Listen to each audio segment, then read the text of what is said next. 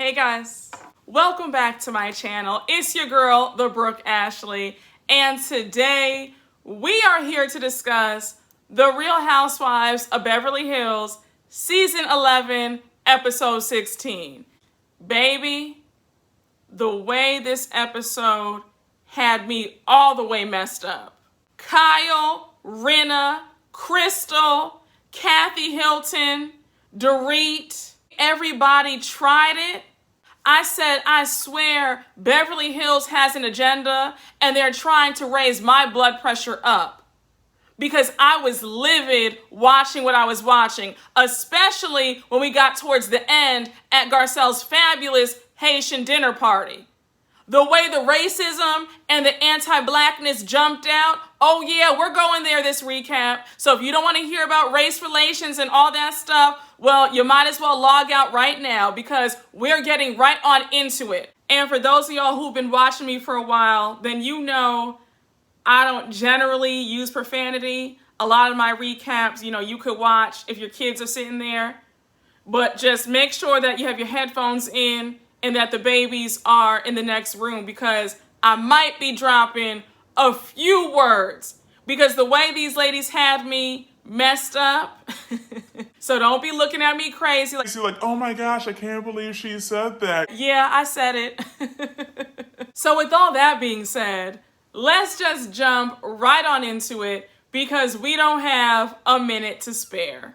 So we start the episode right where we left it off last week, back at Kathy Hilton's dinner party. Child, Erika's still going off on Sutton, talking about shut the F up. You have no idea what you're talking about. Everybody's sitting there in shock. Sutton says, look, everybody keeps telling me that they want me to be honest, and that's what I'm trying to do. I'm trying to be transparent with you and just tell you how I feel and where I'm coming from, but you don't really want to have that conversation. Let me just say it, Sutton is a little bit too nice because you have one time to tell me to shut the F up. We're going to have a serious issue. I promise you that. It's going to be you and I. And the way Erika was speaking to her throughout this scene, I was just getting angrier by the minute. So now Erika turns around to Sutton and says, do you want to get sued?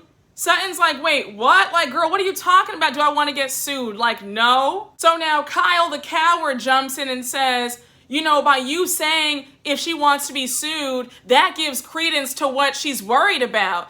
Erika claps back and says, if you're going to talk about somebody else's health issues and think that they're not going to come back and get you, then think again. For Erika to act as if it's wrong for anybody in that group to have some questions and some doubts. And side note, Sutton has every right to question and be concerned because since she was the only one who offered Erika money, had Erika accepted her offer, Sutton would be investigated and implicated too. So Sutton is well within her right to have some questions, comments, and concerns about what's all going on. Now Dorit jumps in and says, Erika, we did not ask to be put in this situation, but here we are, and we should all be worried. Erika keeps reiterating that Sutton needs to shut her mouth and keep quiet. Dorit claps back and says, Erika, that's a threat, and it's really uncomfortable for all of us because you're making these threats. Erika's sitting there with the Ice Queen expression as always and says, well, Sutton took it to another level. She called me a liar, and then she's talking about somebody else's health. I said, God bless Sutton for being able to sit right next to Erika while Erika's talking about her like she's not even in the room. I would have turned Kathy Hilton's dinner upside down. We then see Dorit in her confessional say that what Erika's doing to Sutton is unfair. So Erika goes on to say how she's about to lose her shit on all of them. I said, okay, and what does that entail? I wish Erika would act like I'm about to be afraid of her. Woo! I'm getting really annoyed, y'all, because I just hate to see disrespect.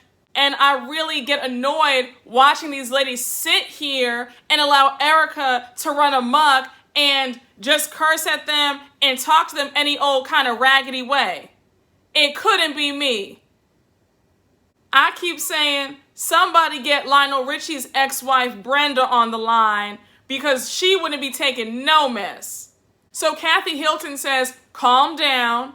And Kathy, here's your first strike because this is your dinner party. As the hostess, you are in control of the mood that's created at your party. The way you told Dorit, like, we're not doing that here in last week's episode when she had addressed Garcelle, why couldn't you do the same thing when you saw Erika getting nasty and cursing Sutton out? I understand that people don't want to be confrontational. I understand that, it's uncomfortable sometimes. But when you're the hostess and it's your event, you need to be the one pulling the reins back and saying, y'all, we're not doing that here. Do this somewhere else, but not in my home. And Kathy, your butler, Patrick, was not amused by any of this.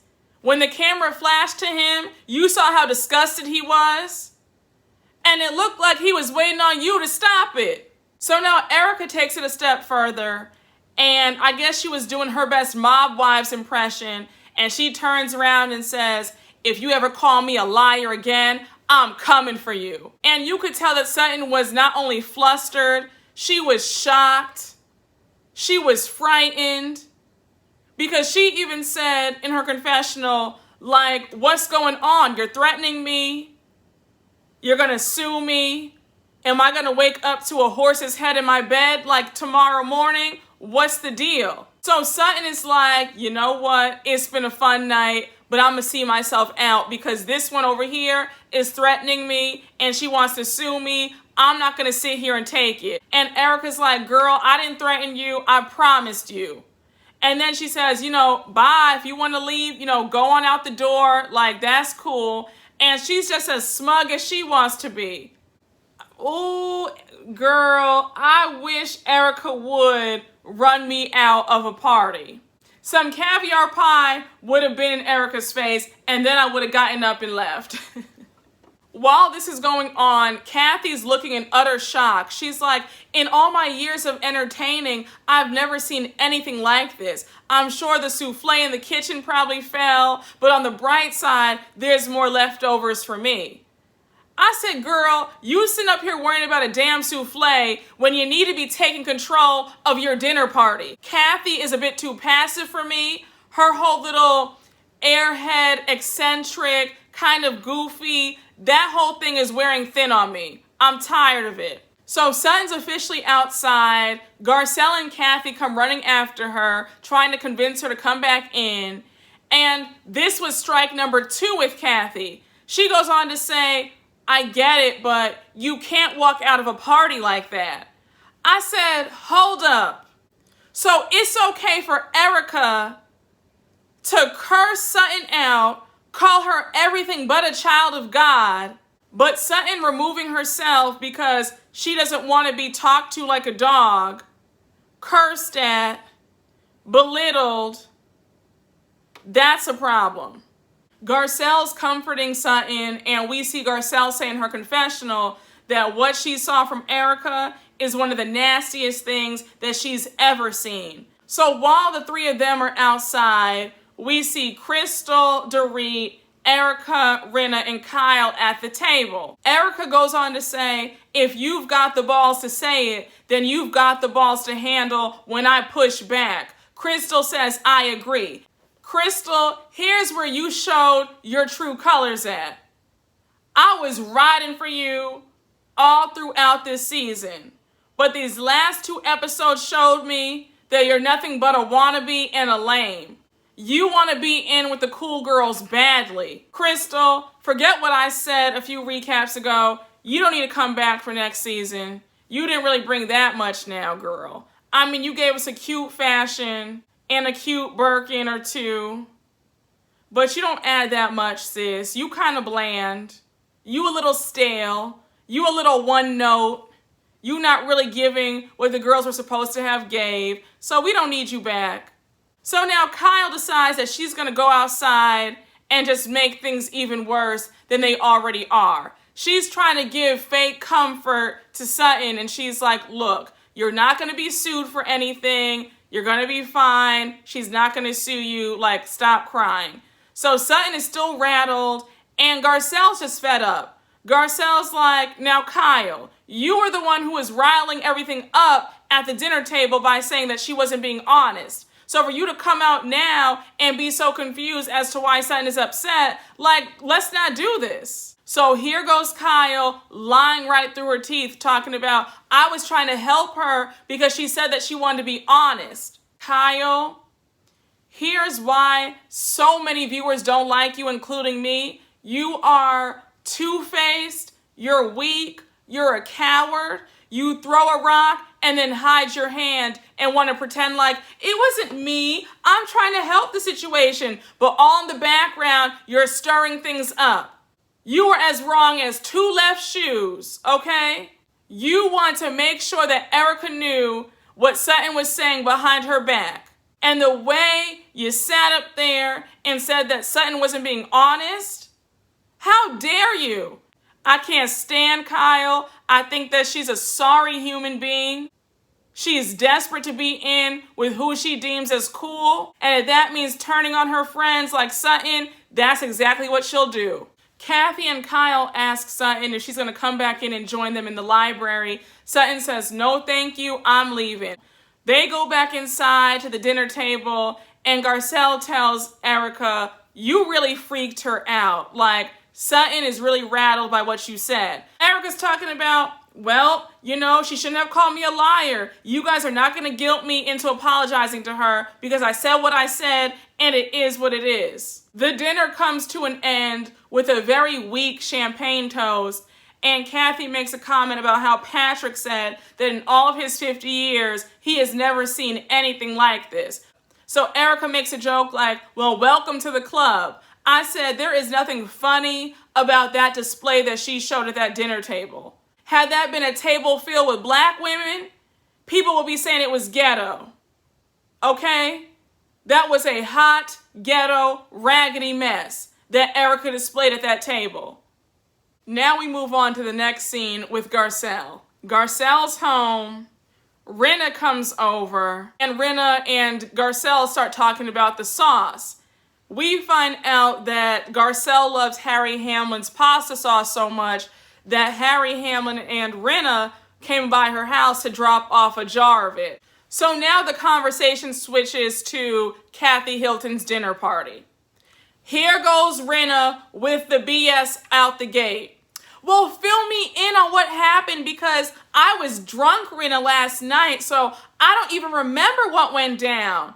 I said, Rinna, what we're not going to do is allow you to play in our face with this whole, I was drunk, I don't remember what went down. Let's not. You had a few glasses of champagne and maybe a sip of a martini. You were not blacked out, drunk, passed out in the hallway.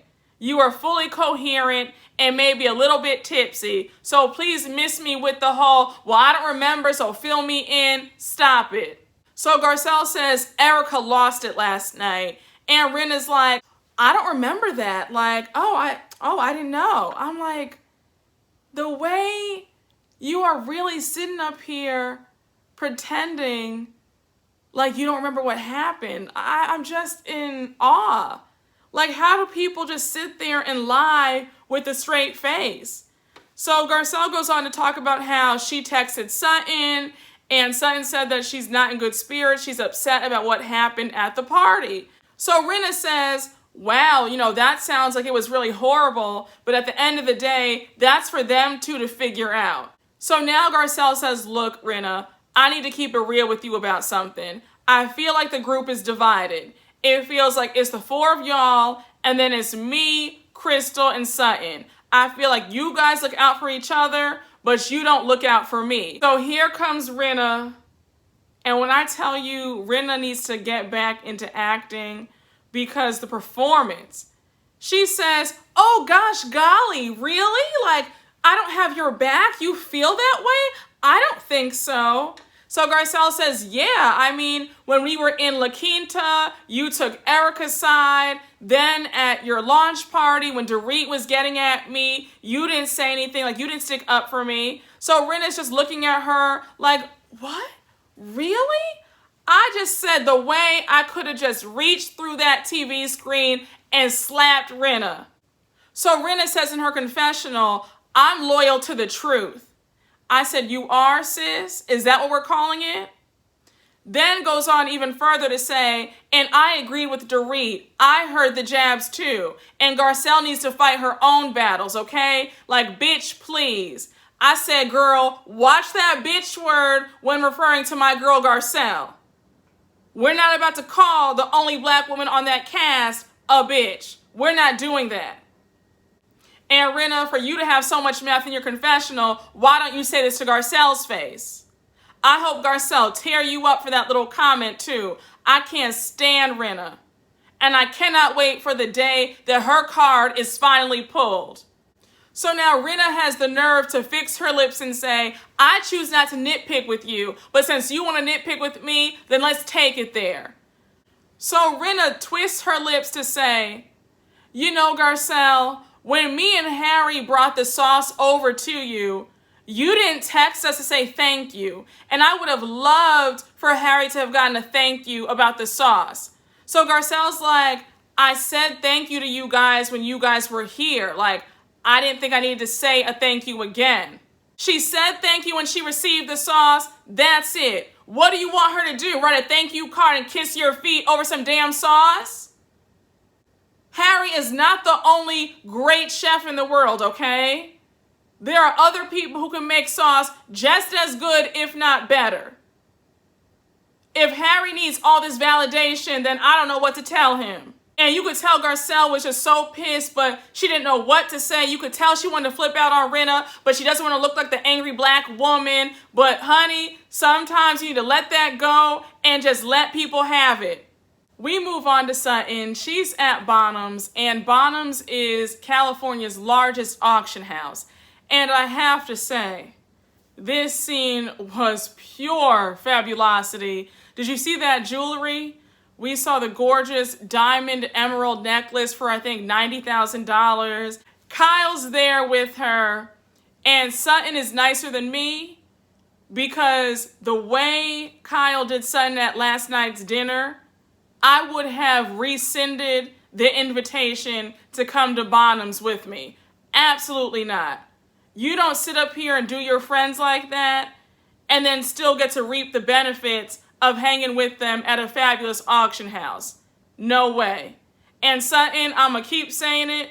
I don't know if you're now in your new home, but I sure as hell hope that you are no longer giving Kyle $20,000 a month. I hope that you're somewhere else, because Kyle would not be getting another dime out of me for that stunt that she pulled at her sister's dinner party.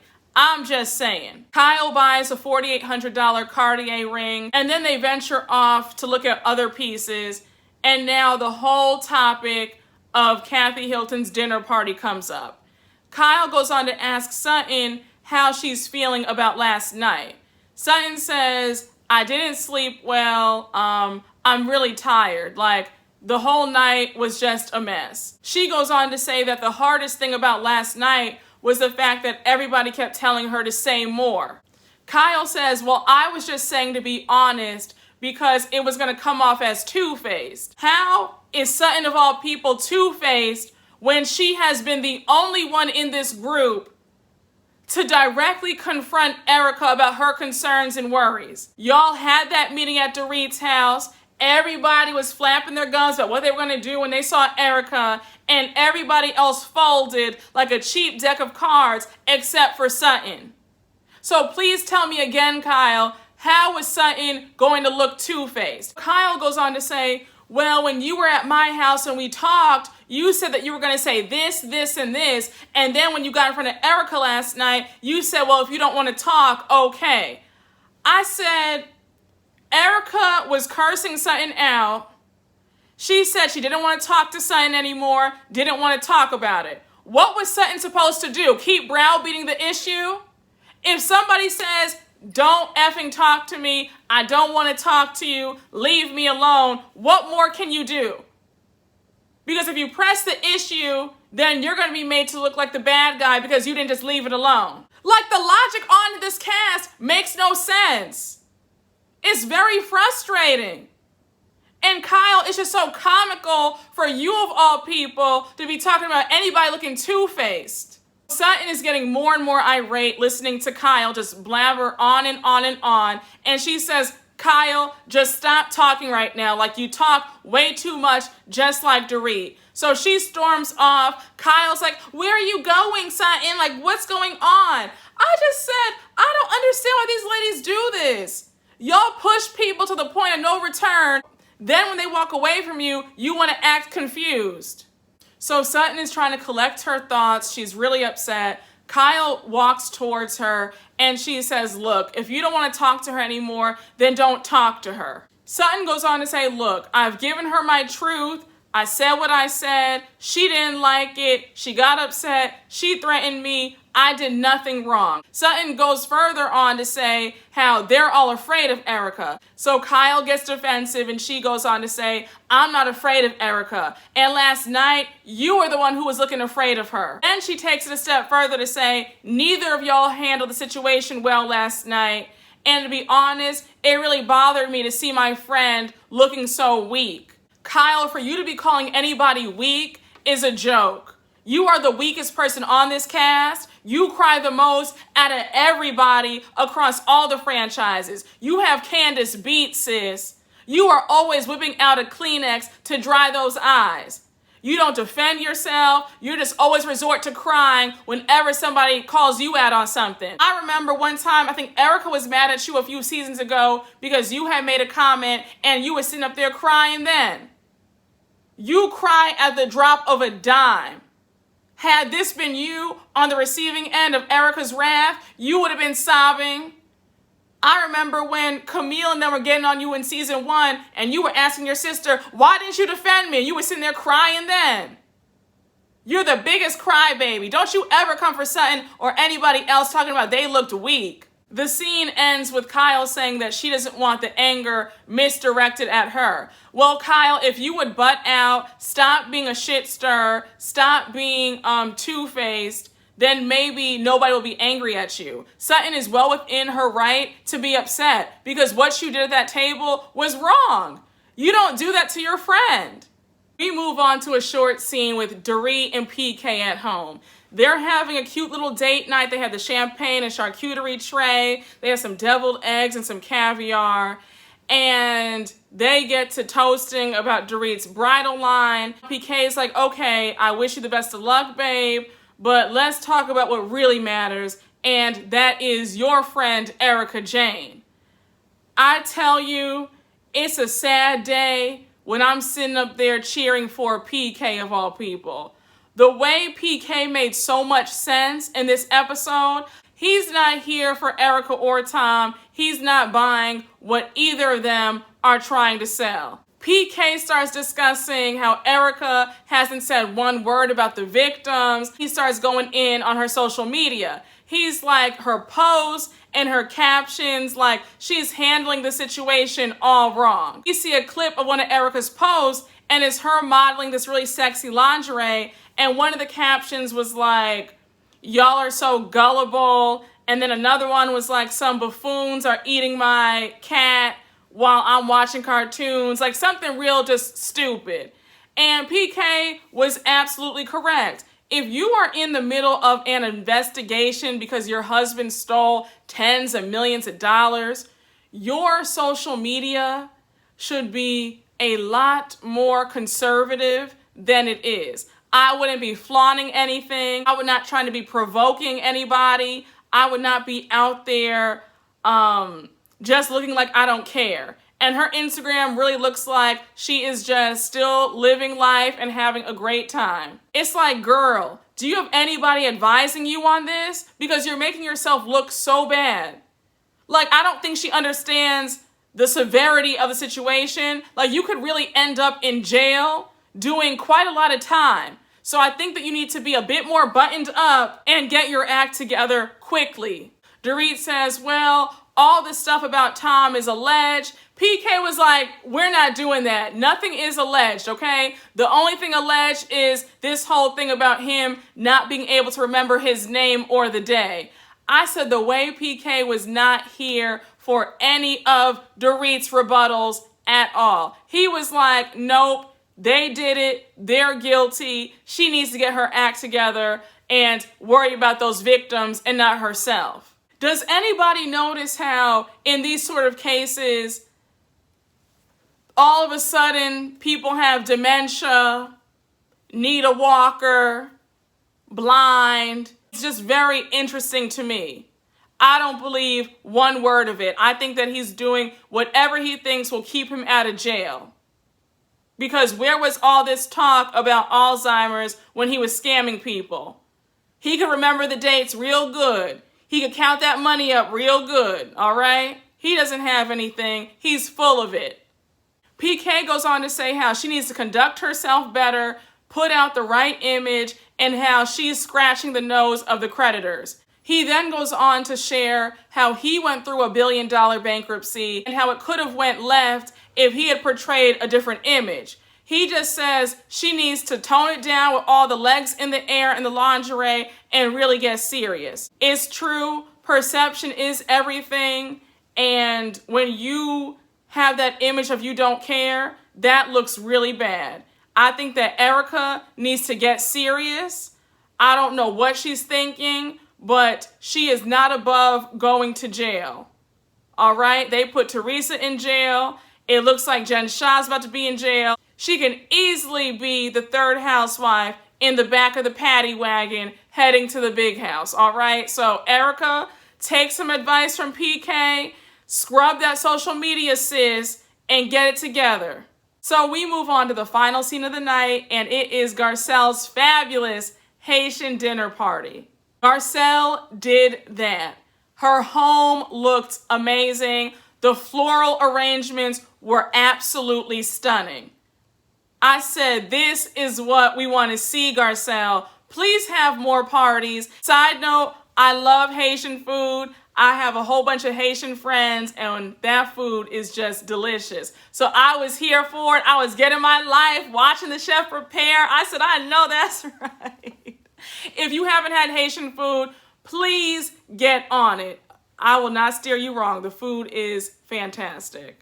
Garcelle lets us know that she's happy and excited to be opening up her home to the other ladies, and she hopes that they can get to know her better and get to know her culture and her heritage, and she also wants to get to know them better. So we see her chef preparing all the food. Garcelle's getting ready upstairs. Rinna arrives first.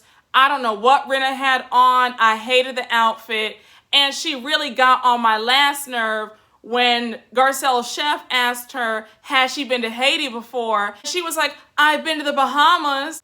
Why can't you just say, no, I've never been to Haiti before, but I would like to go?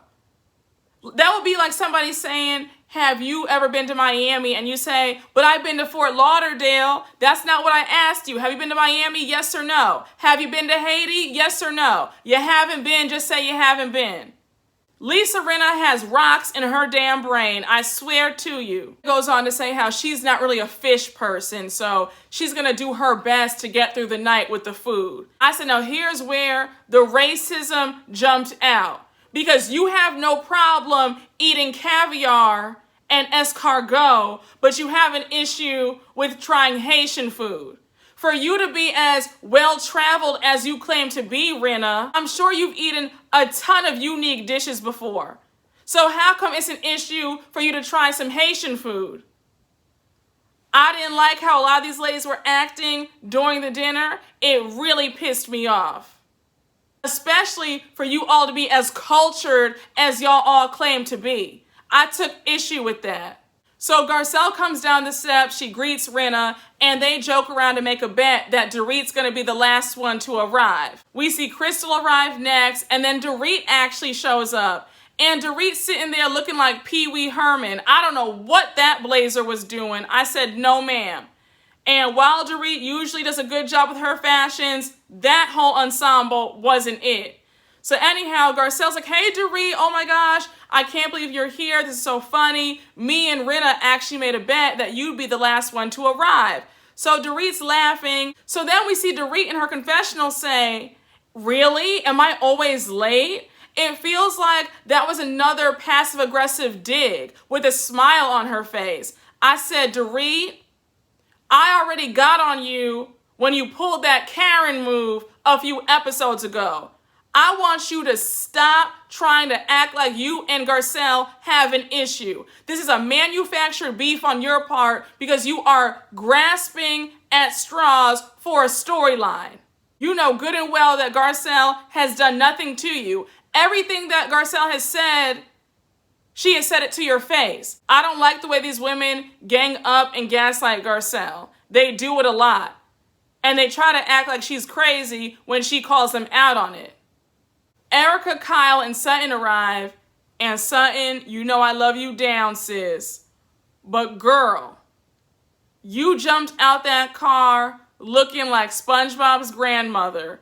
I don't know what it is with Sutton, but she just has a very old lady way about her. Like the way she walks and then the boxy dresses. I'm just like, girl, Sutton, you have too much money to be looking the way you look. I want you to really step it up with your fashions come season 12.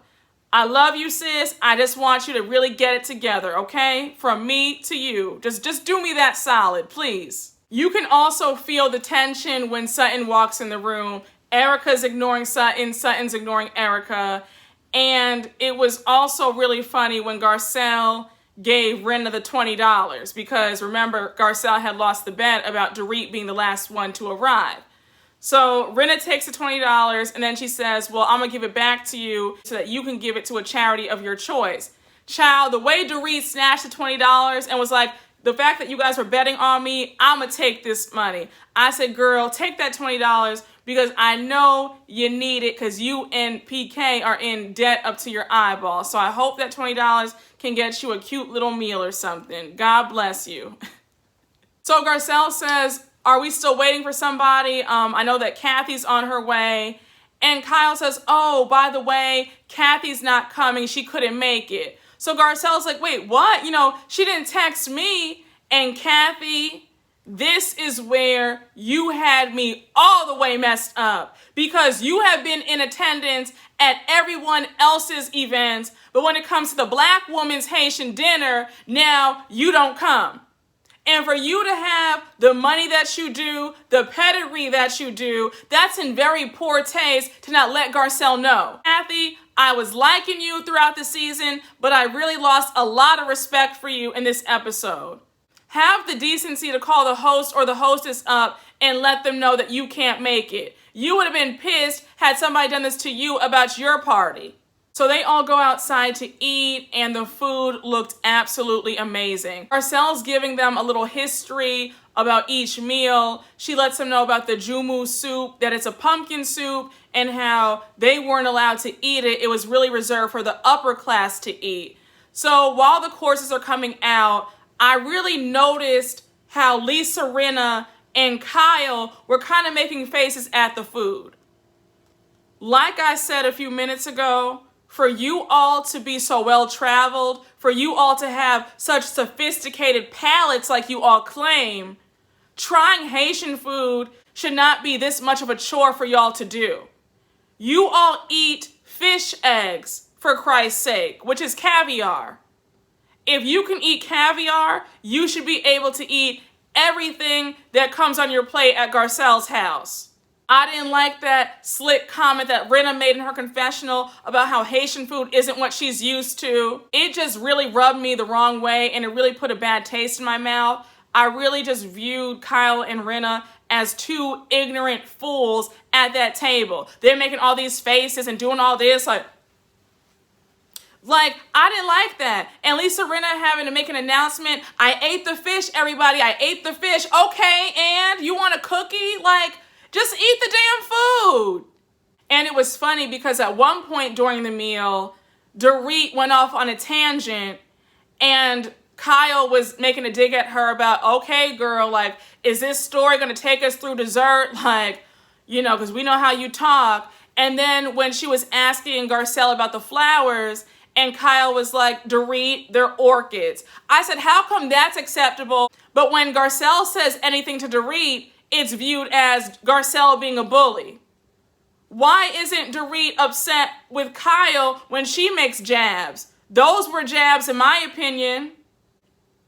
It's low-key racism on this cast, and y'all can say that that's not the case, but that's what it is. I will give Crystal her props because she had some sense at that dinner table and she did seem to enjoy the food. So I was happy to see that. So now the dessert comes out and it is a lavender creme brulee. And I love creme brulees too, so my mouth was watering during this part.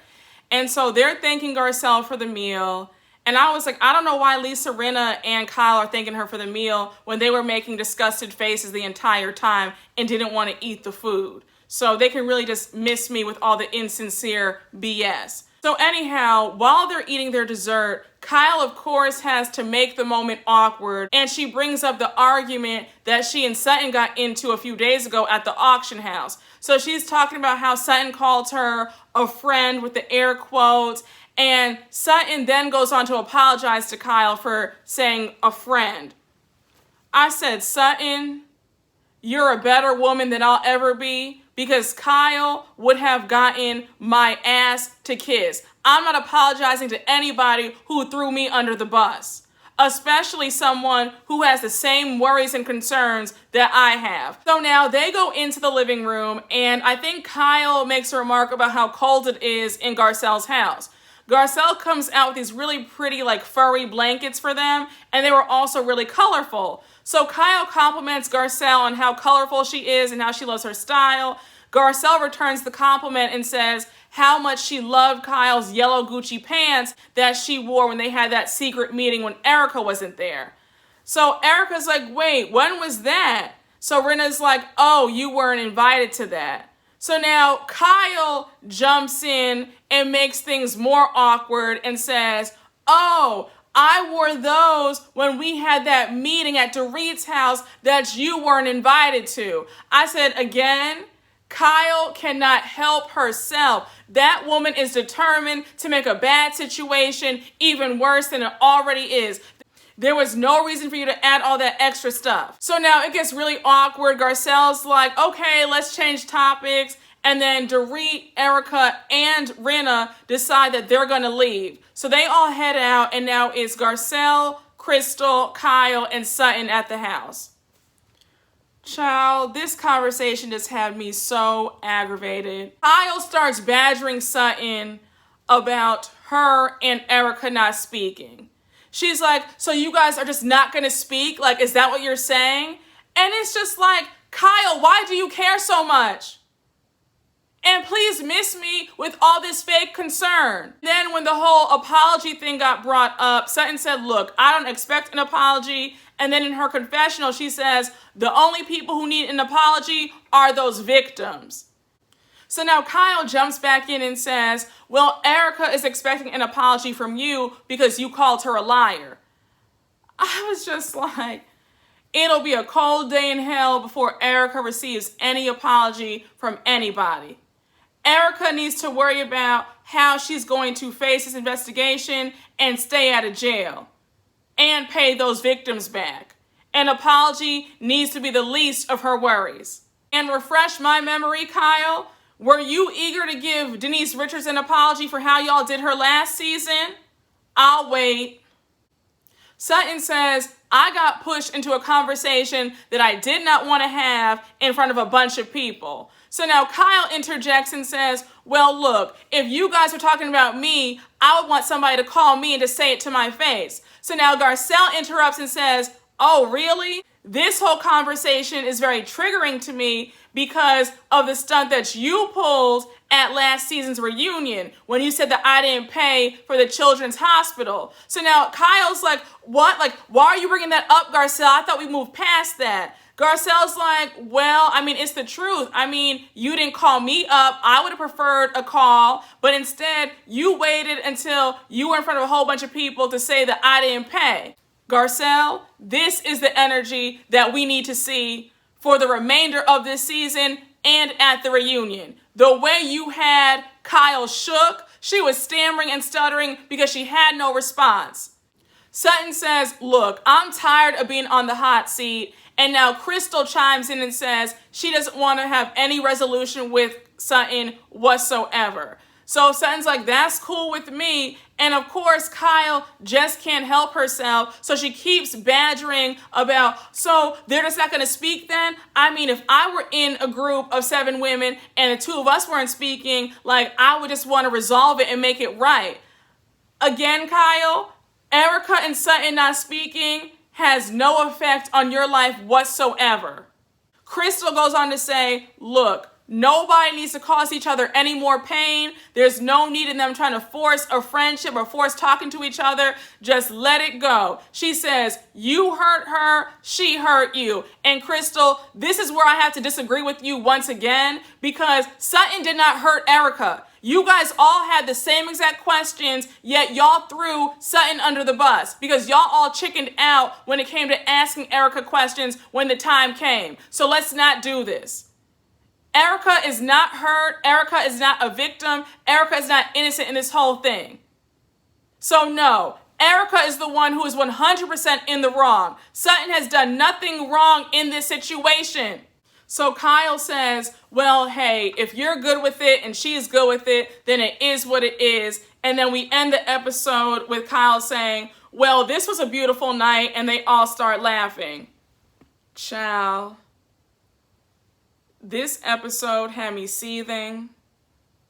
I felt like at times I could barely get through this recap because I was just getting so furious talking about it again.